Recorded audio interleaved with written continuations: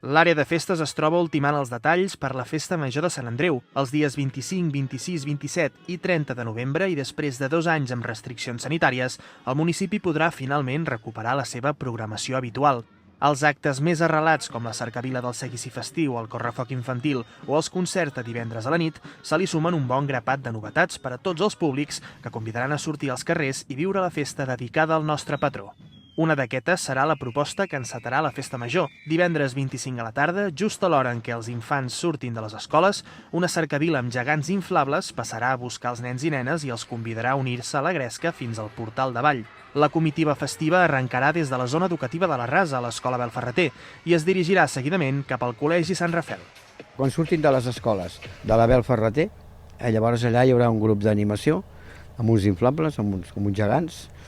i llavors anirem baixant a l'altre col·legi, al Sant Rafel, i llavors a la plaça del Portal de Vall. O sigui, farem com un recorregut, un cercavila, perquè els nens i nenes se n'enterin que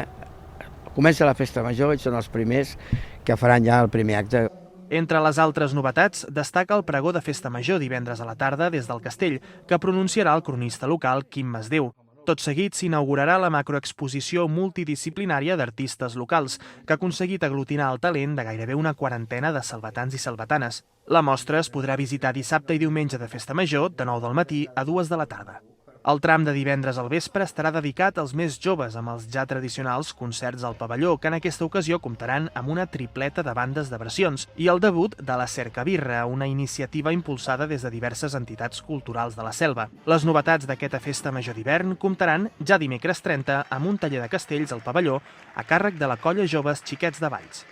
Un taller per fer castells, o sigui que la gent sàpiga com es fan, quan aprenguin, volen fer-ho, volen provar-ho, tenen que venir descalços i enfaixats. Llavors la gent que hi vulgui participar estarà baix a la platea, en tant d'entre'ns, i el que vulgui veure l'agrada.